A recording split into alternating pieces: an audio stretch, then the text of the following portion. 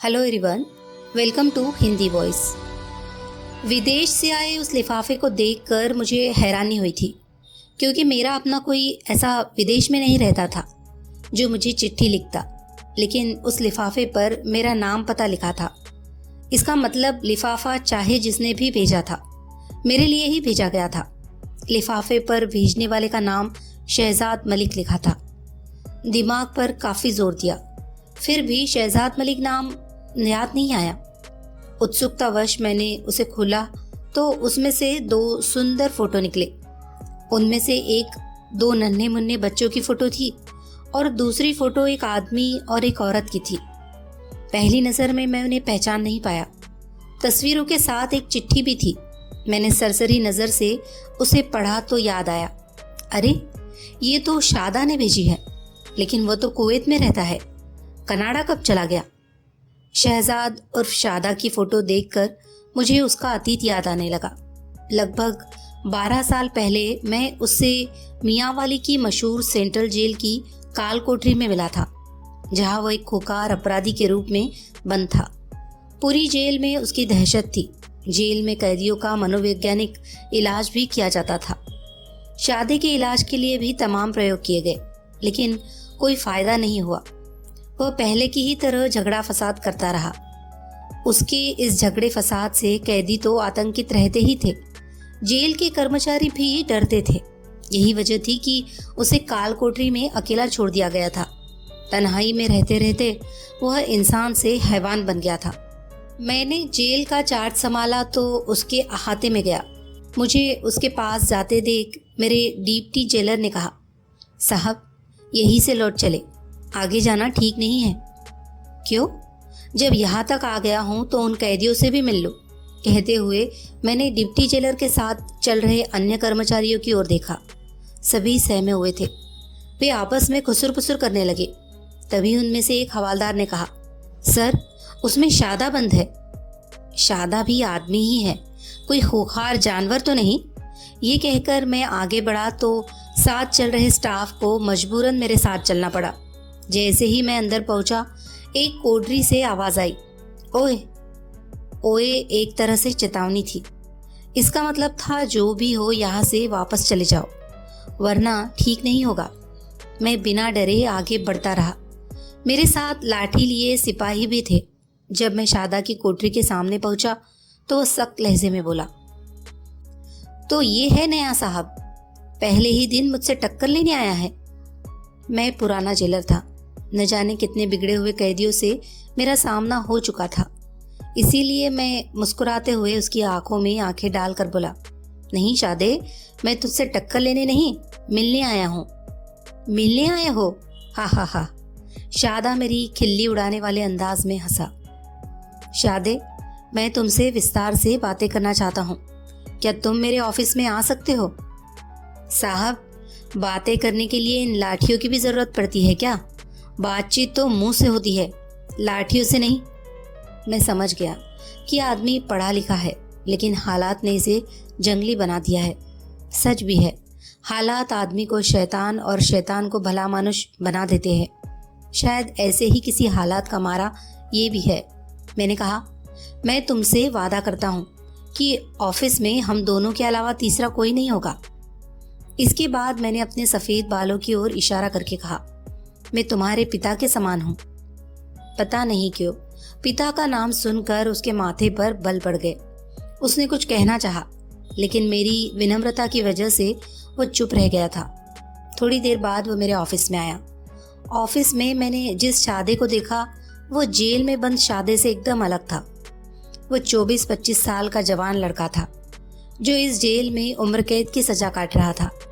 जब मैंने उससे प्यार से बात की तो उसके अंदर का इंसान जाग गया।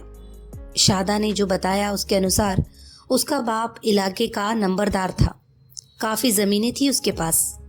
रहने के लिए गांव के बाहर हवेली जैसा मकान था। काम करने के लिए नौकर थे। तब लोग उसे शहजादा कहते थे। उसने इंटर अच्छे नंबरों से पास किया तो उसका दाखिला इंजीनियरिंग में हो गया। जब इंजीनियरिंग का उसका आखिरी साल था तो उसकी माँ मर गई। माँ के मरने के कुछ दिनों बाद ही उसके बाप ने पास के गांव की एक औरत से शादी कर ली। उस औरत के पहले से ही 2 जवान बेटे थे जो निठल्ले थे। वे दिन भर आवारों की तरह घूमते रहते थे। पढ़ाई लिखाई से उन्हें कोई मतलब नहीं था। शादे की सौतेली माँ चाहती थी कि उसके बेटों की तरह शादा भी न पढ़े लिखे। उसने शादे के बाप को भड़काना शुरू किया। वह जवान हो चुका है, चाहे तो अपने आप कमा कर पढ़ाई कर सकता है। बाप ने सौतेली माँ की बात मानी। शादा ने पिता से बहुत मिन्नतें की कि उसका पढ़ाई का ये आखिरी साल है, इसीलिए उसकी पढ़ाई का खर्च उठाते रहे। पढ़ाई के बाद नौकरी लग जाएगी तो वो उनके पैसे वापस कर देगा। लेकिन उसके बाप ने उसकी एक नहीं सुनी और पढ़ाई का खर्च देना तो बंद कर ही दिया। उसे जमीन जायदाद से भी बेदखल कर दिया। इसके बाद शादी के सभी रास्ते बंद हो गए। उसके पास कुछ भी नहीं रह गया। पढ़ाई के छोड़ो, उसे खाने पहनने तक के लाले पड़ गए। उसकी पढ़ाई अधूरी रह गई। अपने ऊपर हुए अत्याचार से उसे इतना गुस्सा आया कि उसे अत्याचार करने वाले की हत्या कर देना ही ठीक लगा। उसने यही किया भी। उसने अपने बाप की हत्या कर दी। शादा ने खुद अपराध स्वीकार किया था, इसीलिए बचने का कोई सवाल ही नहीं था। सारे सबूत और गवाह उसके खिलाफ थे, इसीलिए अदालत ने उसे उम्र कैद की सजा सुना दी थी। चूंकि वह जवान था, इसीलिए अदालत ने उसके साथ थोड़ी नरमी बरती थी। जेल में वो अपने साथी कैदियों को डरा धमका कर अपने आप को बड़ा साबित करने की कोशिश कर रहा था, लेकिन अंदर से वह अभी भी शहजाद था। कुछ दिनों बाद मैंने शहजाद से कहा कि अगर वो चाहे तो अपनी इंजीनियरिंग की तैयारी जेल में रहकर कर सकता है। मेरी इस बात पर वह मुझे हैरानी से देखने लगा। उसे मेरे चेहरे पर हमदर्दी की झलक दिखाई दी तो उसने पूछा, वो कैसे? मैंने इंजीनियरिंग कॉलेज के प्रिंसिपल से बात की है। उन्होंने मदद का वादा किया है। उन्होंने तुम्हारे लिए इस संबंध में विशेष रूप से गवर्नर को लिखा है। उम्मीद है वहां से स्पेशल केस के तौर पर तुम्हारे लिए मंजूरी मिल जाएगी। मेरी बात सुनकर वो खुश हुआ। मैंने अपने स्तर पर कार्रवाई की। नतीजतन जिस कोठरी में कभी गालियां गूंजती थी और लाठियां चलती थी, अब वही कोठरी एक विद्यार्थी का कमरा बन गई थी। जेल के वेलफेयर फंड से उसके लिए किताबें मंगवा दी गई थी। उसकी ड्यूटी जेल में लगी मशीनों पर लगा दी गई थी। पुलिस की देखरेख में वो कॉलेज भी जाता रहा। आखिर उसने फाइनल परीक्षा दी। तमाम परेशानियों के बावजूद उसकी प्रथम पोजीशन आई। जो शहजाद कभी जेल में आतंक का पर्याय था और खौफनाक कैदी के रूप में मशहूर था, अब वही शहजाद जेल का सबसे अच्छा और मेहनती इंसान बन गया था। संयोग से उसी बीच जेल मंत्री जेल का निरीक्षण करने आए तो शहजाद ने उनके प्रति अभिनंदन पत्र प्रस्तुत करने के बाद मेरी प्रशंसा करते हुए कहा, आज मैं जो कुछ भी हूँ जेलर फिरोज अली खां साहब की वजह से हूँ। इन्होंने मुझे बहुत अच्छा रास्ता दिखाया। मैंने जेल मंत्री से सिफारिश की कि शहजाद की सज़ा कम कर दी जाए। जेल मंत्री की सिफारिश पर कुछ दिनों बाद शहजाद जेल से रिहा हो गया। समय गुजरता गया। कुछ दिनों बाद मैं अपनी नौकरी से रिटायर हो गया तो शहर से जुड़े एक गांव में ज़मीन खरीद कर मैंने अपना एक छोटा सा फार्म हाउस बना लिया। मैं खेतों में थोड़ा बहुत काम करने के साथ साथ पढ़ाई लिखाई करके समय बिताने लगा। एक दिन मैं खेतों में काम कर रहा था, तभी घबराया हुआ शहजाद मेरे पास आया।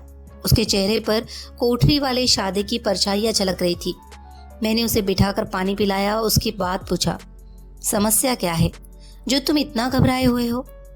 मैं 1 साल से कोशिश कर रहा हूँ कि गांव की ज़मीन से मेरे हिस्से की कुछ ज़मीन मुझे मिल जाए तो मैं उसे बेचकर अपना वर्कशॉप खोल लूँ। पंचायत भी बुलाई, लेकिन कोई फ़ायदा नहीं हुआ। मेरी सौतेली माँ मुझे मेरी हत्या करवाने की धमकी दे रही है। उसने अपने बेटों को मेरी हत्या के लिए मेरे पीछे लगा भी दिया है। मेरी समझ में नहीं आ रहा था कि मैं उससे क्या कहूँ। काफ़ी सोच विचार कर मैंने कहा, बेटा शहजाद, तुम पढ़े लिखे हो, तुम्हारे लिए काम की कोई कमी नहीं है। मैं चाहता हूँ तुम ये देश छोड़कर कुवैत चले जाओ, वहाँ तुम्हें अच्छी नौकरी मिल जाएगी। ये सब इतना आसान है क्या? मेरे पास तो पैसा भी नहीं है। वो बोला, ये तुम मुझ पर छोड़ दो। पासपोर्ट और नौकरी की व्यवस्था मैं करवाऊंगा।